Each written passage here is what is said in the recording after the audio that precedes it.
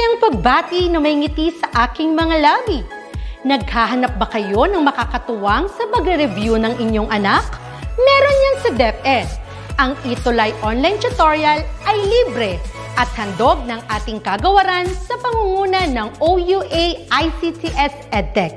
Ito ay isang proyektong makatutulong sa mga mag-aaral, katuwang ang mga magulang o kasama sa kani-kanilang tahanan para masagutan at maunawaan ang mga modules. Hangad din ng programang ETUlay ang matulungan ang ating mga guro sa kanilang mga blended learning classes. Ang ating ETUlay ay mula kinder hanggang senior high school. Bukod sa academics, meron din tayong mga special programs gaya ng All is Wellness, Reading and Math Remediation, Storytelling, Mommy Tech Talks, Classes sa Gramatika, Speech Class, Financial Literacy, at marami pang iba. Pinalawig din ng ETUlay ang ating Alive program para sa mga mag-aaral mula grade 1 hanggang grade 3. Gayun din ay mayroon tayong ALS program at SPED tutorials na makasisigurong makakamit ng lahat ang inclusive education. May SPED hotline na rin para sa inyong mga katanungan patungkol sa special education. Kaya, subaybayan mula Lunes hanggang Biyernes, mula 9:00 ng umaga hanggang 7:00 ng gabi ang ating ETUlay. Sa ating pagtutulungan, maiaangat natin ang bawat isa. Ating itutulay ang pagkatuto upang di mapigil ang pag-aaral ng kabataang Pilipino. Itulay natin ito, sulong edukalidad.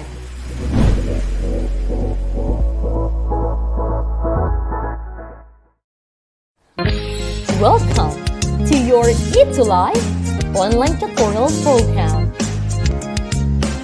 Tayo ay naglakbay sa nakaraang semester na puno ng pagkatuto at paglago.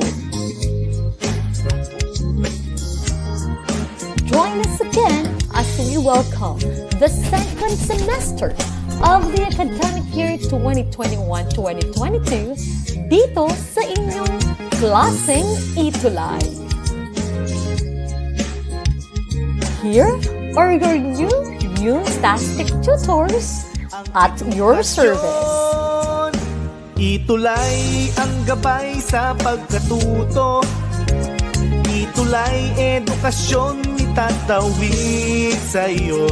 ETUlay paaralan nilalayo sa'yo. ETUlay sa makabagong panahon. ETUlay para sa kabataang Pilipino. Every Thursday from 4 p.m. to 6 p.m. Huwag kayong mawawala. Ating patuloy na saliksikin ang hiwaga ng humanidades at agham panlipunan. Laging tandaan, ikaw ang best tuwing Huwebes. Maling impormasyon, katotohanan nating ituro, paunlarin ang edukasyon. ETUlay ang gabay sa pagkatuto.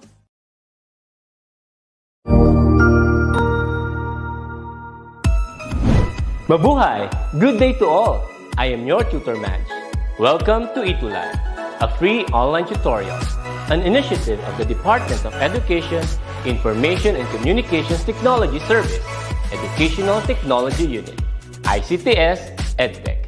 This program is aimed at helping and assisting learners from kindergarten, senior high school, ALS, Alive, and SPED learners. Aside from answering the modules, the ETUlay is offering programs which you will surely look forward to. Together with our parents and teachers, the ETUlay will bridge the gaps where difficulty and ease meet in learning new knowledge and skills. So, let us prepare our modules, pen and paper. Ready your mind to see and hear worthwhile and interesting lessons. Let us now study and learn, together with our volunteer online tutors. Tara na! Tara na!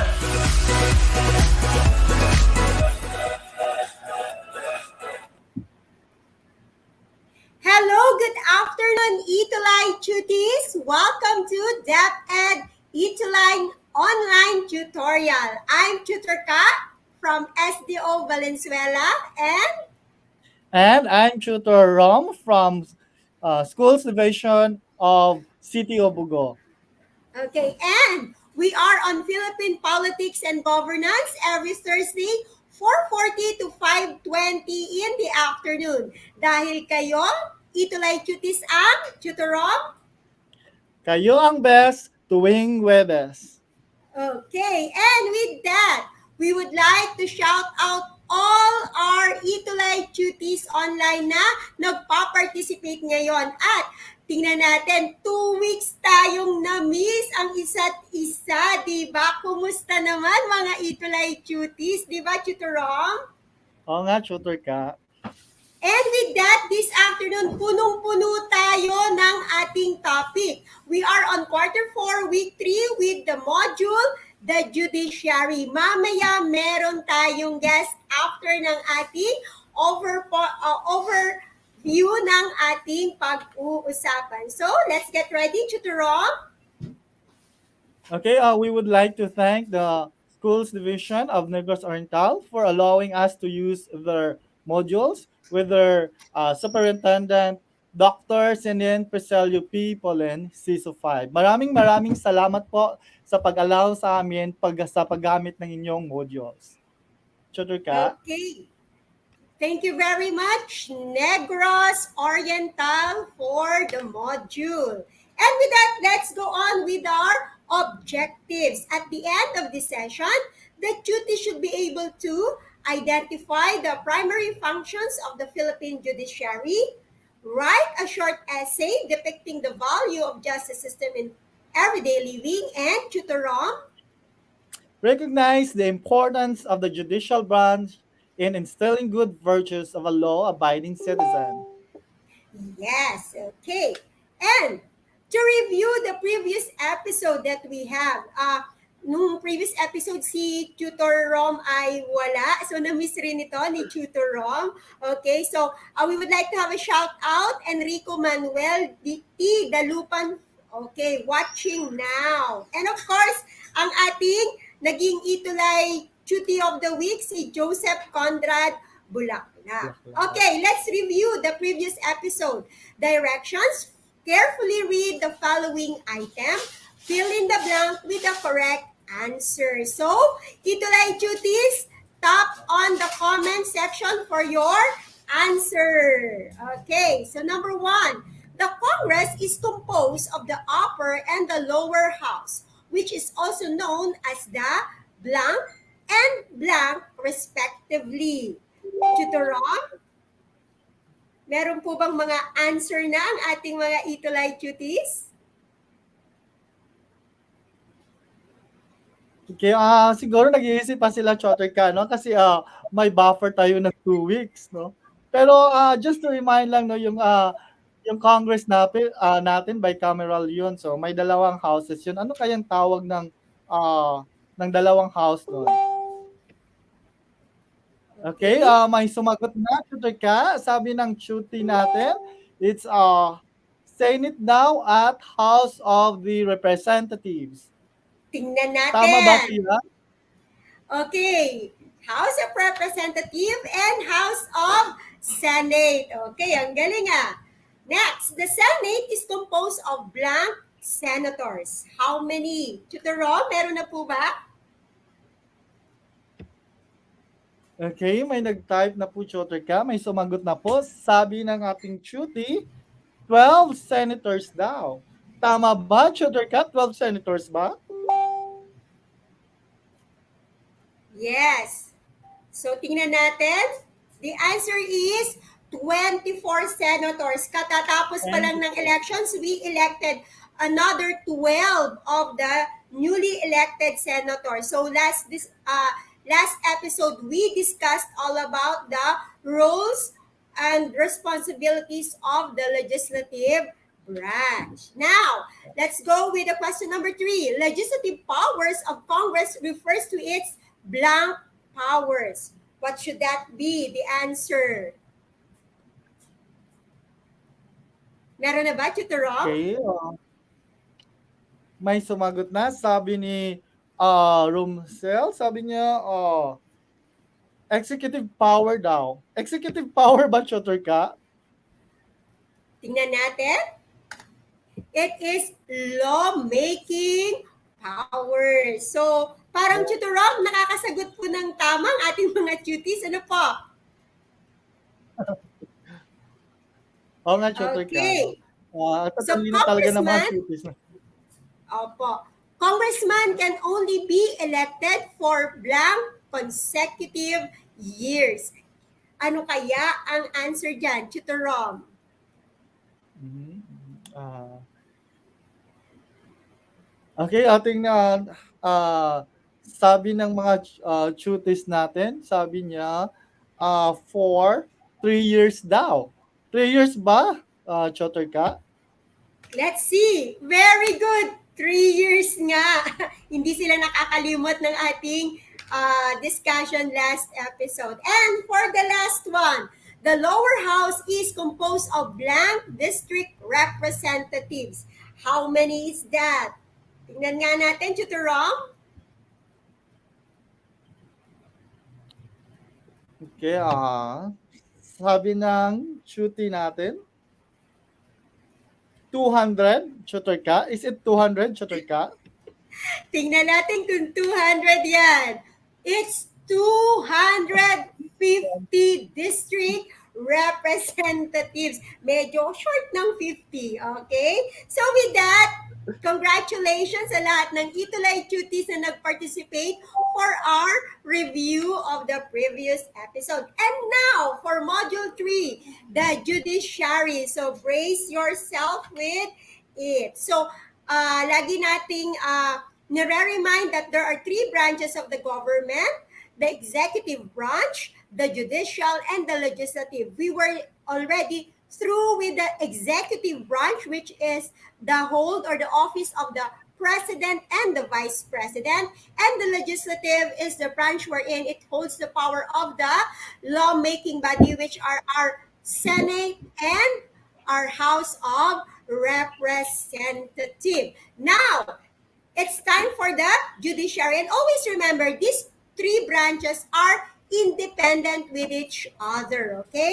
So this is a check and balance system of our government. So with that, the Philippine judiciary has a judicial power. It is the power to decide on legal disputes. Later, expound natin ang mga ito dahil sa ating guest mamaya. Okay, Tutor Rom? Nawala. Okay, so ito yung mga enumerations, no, kung bakit may independence of the Philippine judiciary is manifested in the following. First, the creation of the Judicial Bar Council. Ito yung committee na nag-nominate ng judges at ng mga justices sa Supreme Court at sa Court of Appeals. Then we have also the expanded power of judicial review. No, i-explain yan ng ating guest mamaya. We have also the fiscal autonomy of the judiciary. Then we have the power to review proclamation of martial law and suspension of the writ of habeas corpus election. Then we have also the security of tenure of the judges. And lastly, we have the Supreme Court as judge in presidential elections. So, i-explain yan lahat ng ating guest pagkatapos po ng ating discussion. Yes, and Tutor the ka? scope of judicial power is 1, adjudicating power, the power to settle legal disputes, okay? And then the power of judicial review, the power of Supreme Court to interpret and make judgment with respect to the law, and incidental powers, the powers necessary for the discharge of judicial functions. And now, we go to the organizational structures of the judiciary branch of the Philippines. Ano pa composed ng ating judiciary system? Of course, we have the Supreme Court. It is the highest court, or also known as the court of last resort, composing of a Chief Justice and 14 associate justices. So pag sinabi ng highest court, final na. Pero mamaya, tingnan natin sa ating guest kung ano pa ang scope ng Supreme Court. Tutor Rom? Okay, so we have also the Court of Appeals, the second highest judicial court, and primarily exercises appellate jurisdiction over the decisions of the regional trial courts. Kasi may hierarchy of courts tayo, di ba, Choterka? Then, it also reviews cases involving the Ombudsman and the Department of Justice, as well as the decisions of the government agencies, exercising quasi-judicial functions, including the office of the President. It consists of one presiding justice and 69 associate justices who are then grouped into 23. Yun po ang composition at work responsibility ng ating Court of Appeals. Choterka? Yes. And then we have the Regional Trial Court. It exercises the appellate jurisdiction over all cases decided by the Metropolitan Trial Courts, Municipal Trial Courts, and the Municipal Circuit Trial Courts in their respective territorial jurisdictions. Later on, we will expound on this matter. Yes, Tutor Rom? Okay, then we have the Metropolitan Trial Court, Municipal Trial Court, Municipal Circuit Trial Courts, and Municipal Trial Court in cities. So ang function naman nitong mga courts nito, there shall be created a Metropolitan Trial Court in each metropolitan area established by law, a Municipal Trial Court in each of the other cities or municipalities, and a Municipal Circuit Trial Court in each circuit comprising such cities and or municipalities as are grouped together pursuant to law. So malalaman po lahat natin yan, ano ang functions ng mga courts na yan sa ating pong guest speaker. Di ba, Choterka? Yes, medyo nagkakaroon kasi ng confusion yung ating mga duties regarding those different organization ng judiciary system natin. And there are also what we call the special courts, the Sharia Court, the Court of Tax Appeals, and the Sandigan Bayan. Papasadahan lang natin tong konti. The Sharia Court is the code of Muslim personal laws. This exercise the palette of supervisory jurisdiction in civil proceedings including question of Islamic law. So, mostly ito ay sa ating mga kapatid sa Mindanao province. And then the Court of Tax Appeals naman, this is a court that has exclusively to review appealed decision or inaction of the Commission of Internal Revenue or the Commission of Customs. So dito na napupush yung mga tax cases natin. And then of course, the Sandigan Bayan. Ito lagi itong naririnig ng ating mga ETUlay duties. What is the function of this? This tries and decides criminal and civil cases against government employees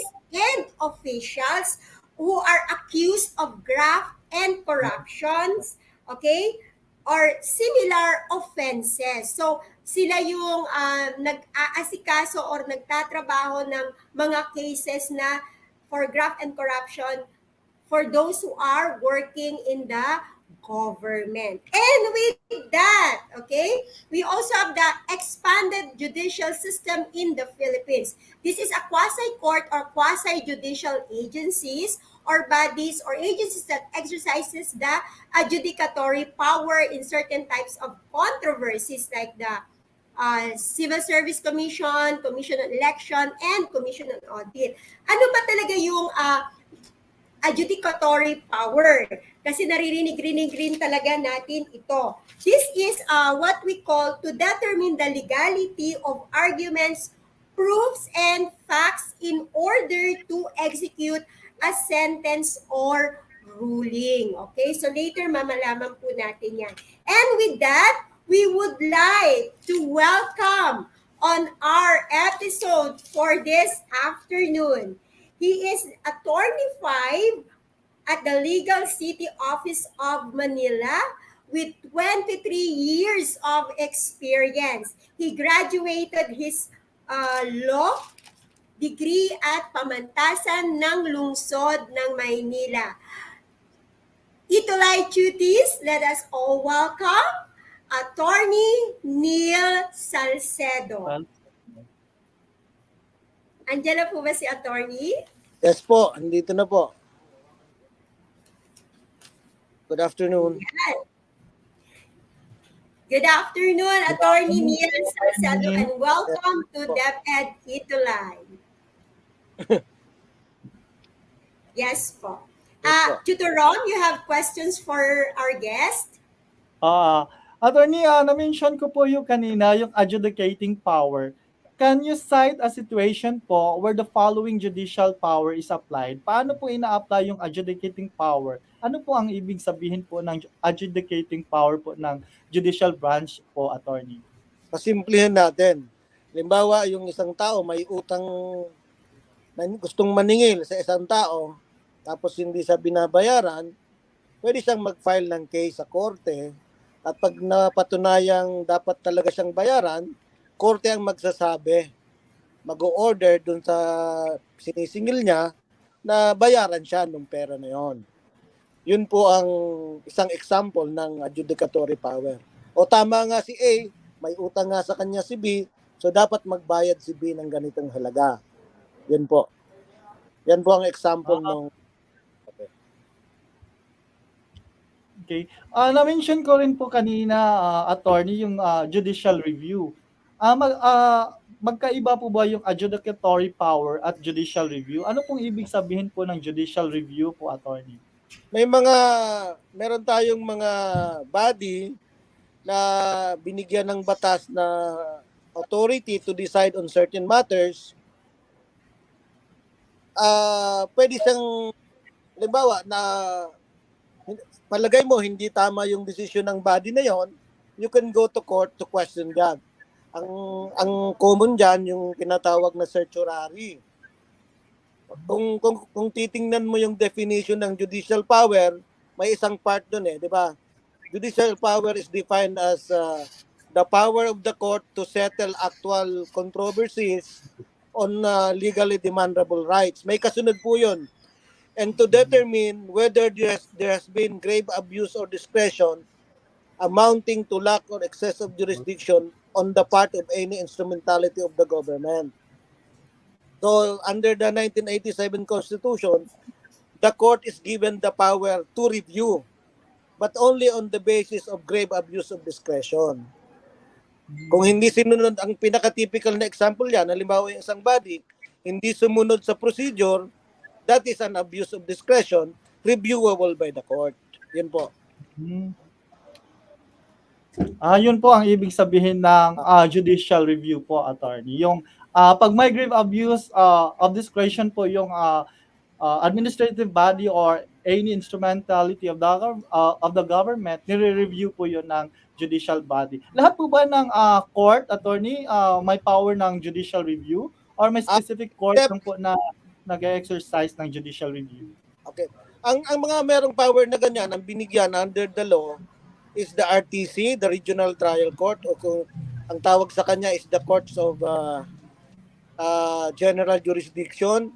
Meron din pong ganyan ang Court of Appeals at meron din pong ganyan ang Supreme Court. Silang tatlo lang.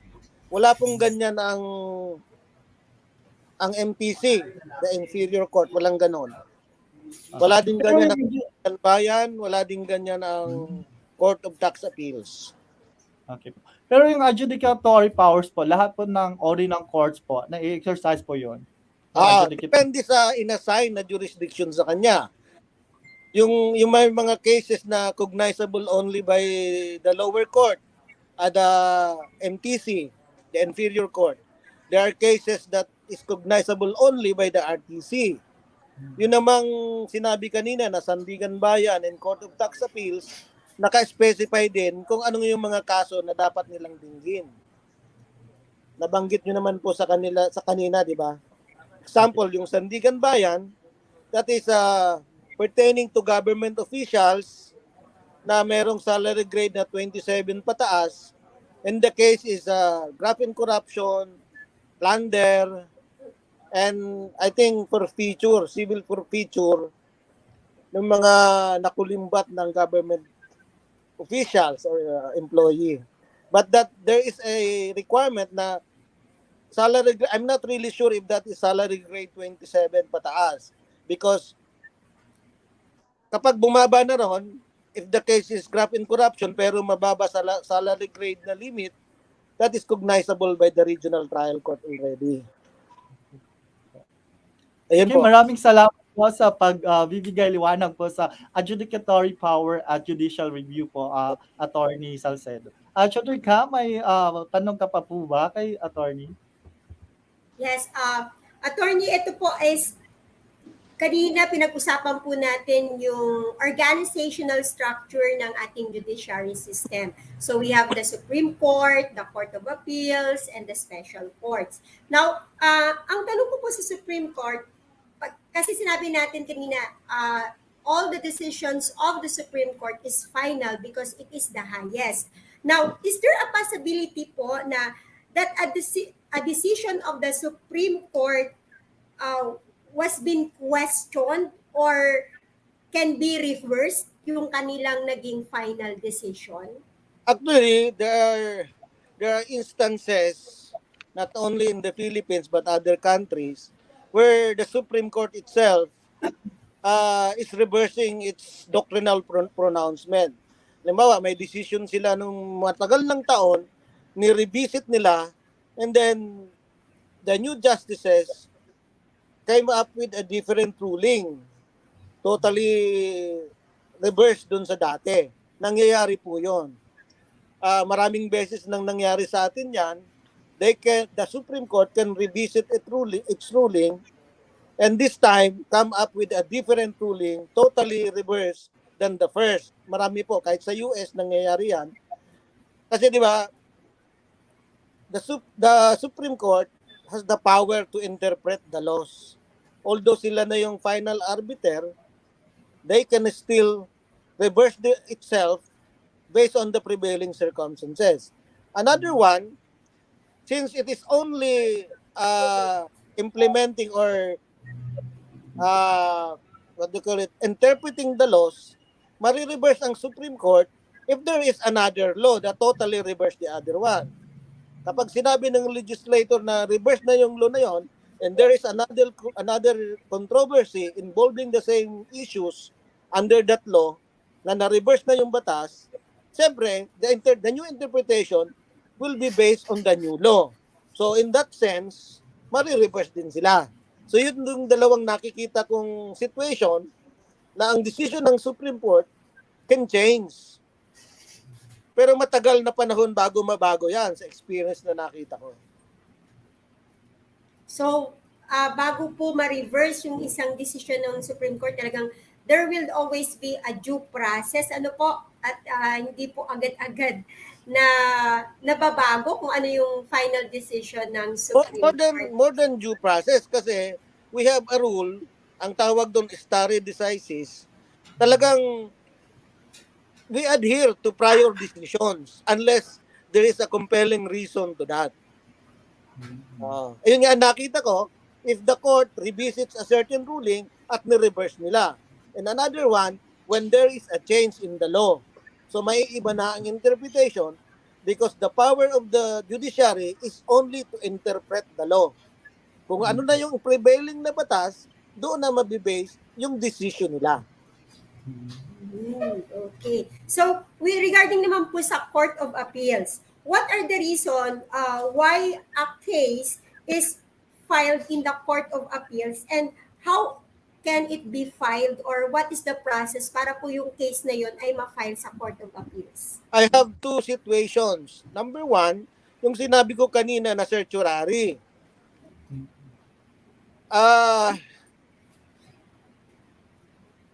May mga time na halimbawa, there is a grave abuse of discretion on the part of the Office of the President. Doon ka pupunta sa Court of Appeals. Or sample, yung you are looking for, you want the custody for a certain time na naandun sa Cebu. Hindi ka pupunta sa Cebu. You can go to the Court of Appeals kasi Court of Appeals has jurisdiction over Cebu. Hindi ka pupunta sa RTC ng Manila kasi wala tayong jurisdiction dun sa Cebu, yung lugar na kung nasaan yung bata. So, if you are looking for a custody, habeas corpus, na halimbawa kinuha sa iyo yung bata, dinala niya sa Cebu, you can go to Court of Appeals to file that. Another sample ko, yun nga, yung certiorari. If kasi kung current ang jurisdiction ng RTC, CA saka Supreme Court, you can go there based on the circumstances that you have. So, yun po pala ang ano ng Court of Appeals, ano? Pero normally, appellate court talaga siya. Hindi sa kanya nag-uumpisa ang mga kaso. May mga instances lang na doon ka talaga magpa-file because of the situations that you have. Yun nga yung sample na sinabi ko. So, siguro ang ating mga ETUlay tuties ngayon ay klaro na sa kanila. They have clear knowledge and idea how our judiciary system is functioning in our government. Last na lang po, attorney, ano, what is the difference between the regional trial court and the municipal trial court and the MTC? Kasi diyan po minsan, lalo na po nung I had an experience po na isa ko pong estudyante ay nagtatanong sa akin, ma'am, pareho lang ba yung regional trial at yung municipal? Kasi nasa probinsya naman po tayo. So what is the difference between these two, attorney? Yung tawag sa municipal trial court, this is the inferior court. Ibig sabihin ito yung mababa.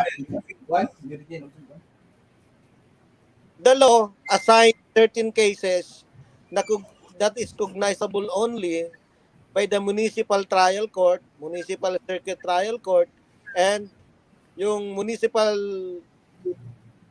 trial court in cities. I don't know if that is the correct term. Pero ang common yan, yung mga ejectment cases, cognizable by the MTC yan. Hindi pwedeng mapunta yan sa RTC. Ngayon kasi, pabago-bago yan with regards to the amount. Yung, halimbawa, you want to recover, sisingil ka ng pera sa ibang tao, sa isang tao, yung jurisdiction is based on the amount. Ang last na nalaman ko, up to 1 million na ang MTC dito sa Manila. Ang city court dito sa Manila. I don't know sa province. Last month lang nilabas yun eh. Pero yung ejectment, halimbawa, may gusto kang paalisin sa bahay mo, nagpapaupa ka. Hindi na siya nagbabayad, gusto mo siyang paalisin, ang tawag doon ejectment. That is cognizable by the MTC, Municipal Trial Court. Walang ibang may jurisdiction doon. Now, if you want to recover, if there is a case, a case that pertains to a real property, meron ding jurisdiction ng MTC based on the assessed value. Hindi lang ako sure kung how much is that kasi because of the hindi ko na na-review yung bagong nilabas ngayon, pero may limit yon. Baka assessed value na 200, doon talaga sa MTC. Higher than that, RTC na. So what I'm saying is there are specific cases that is cognizable by the MTC. Ngayon, sa criminal case naman, yung mga ordinances, if you violate ordinance, sa MTC yon. Doon talaga magta-trial. Tapos yung crimes, yung below 6 years, ang penalty, that is cognizable by the MTC. Higher than 6 years, RTC na yon. So, naka-assign siya. There are specific cases that is cognizable by the MTC. Yun namang RTC, sabi ko nga kanina, it is a court of general jurisdiction. Kapag tumaas ka na sa 6 years penalty, sa amount higher than the jurisdiction of MTC, ipapile mo siya sa RTC. If you are in a city, halimbawa Legazpi or Manila, meron ditong regional trial court for the city. Sa probinsya naman, ang regional trial court nakabase sa province. Merong regional trial court ang Albay, halimbawa, pwede kang mag-file doon. Hindi ka pwedeng pumunta sa Court of Appeals. RTC talaga, general jurisdiction. One example is when your case is one which is incapable of pecuniary estimation, hindi nakabase sa amount. Halimbawa, may gusto mo lang i-prevent ang isang taong gawin itong bagay na to, injunction ang tawag doon, that is a case that is incapable of pecuniary estimation. You don't go to MTC, you go to RTC. Okay po. Recognizable na yan.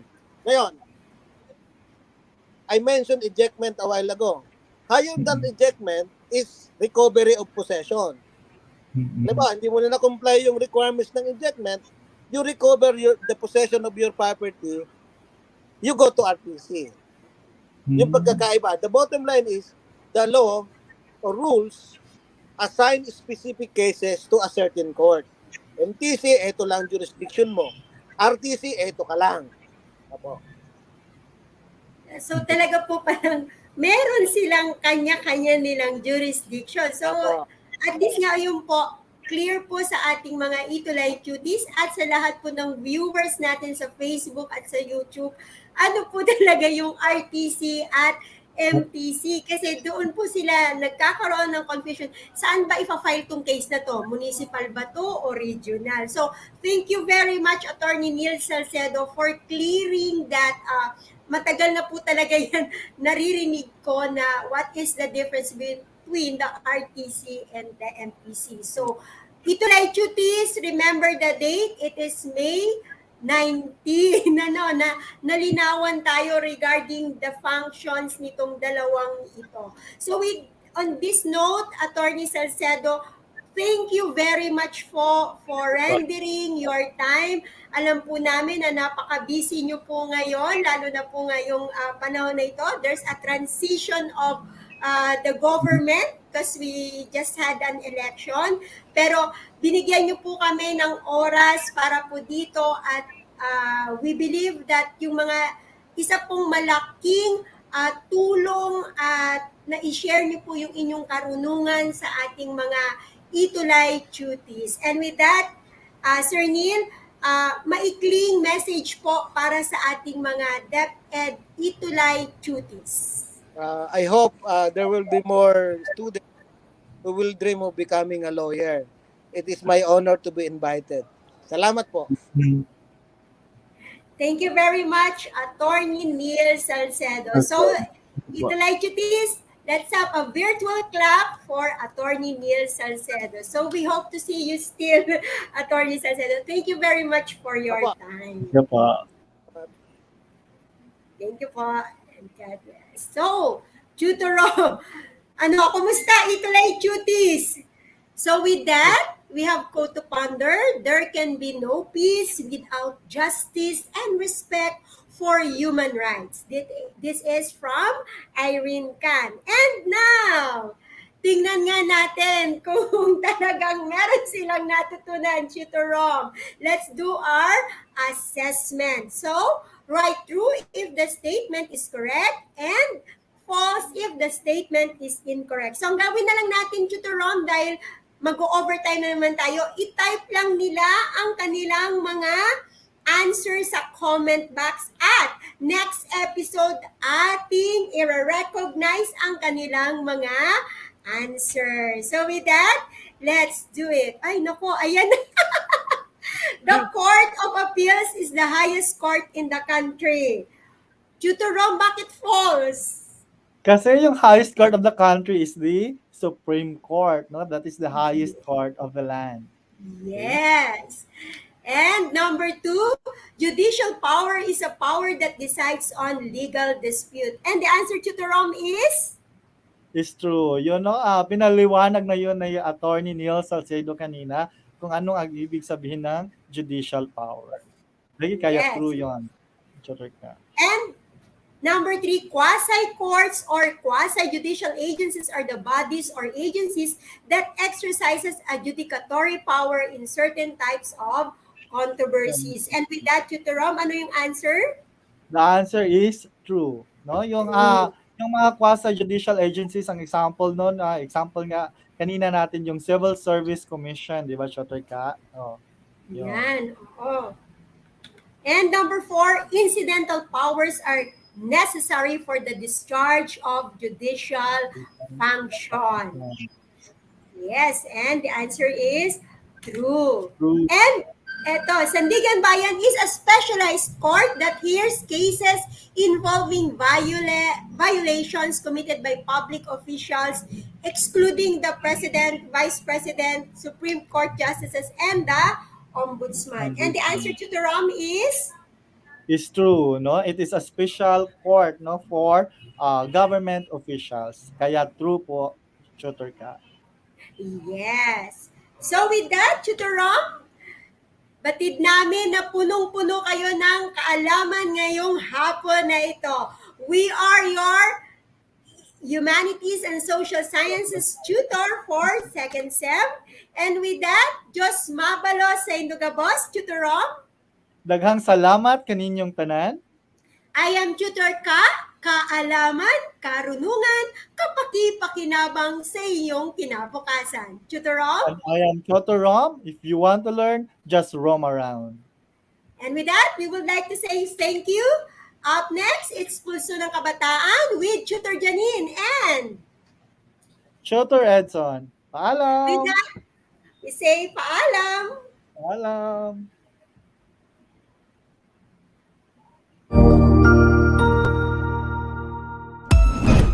Ang husay naman! Natapos mo ang iyong tutorial session kasama ang iyong mahusay na ETUlay tutor. May bago ka bang natutuhan? I-share na yan gamit ang hashtag #ETUlayLevelUp. Huwag aalis ha dahil may susunod pang programa na pwede mo ring panoorin at salihan dahil naghihintay na ang iyong mga tutors. Happy learning dito sa ETUlay!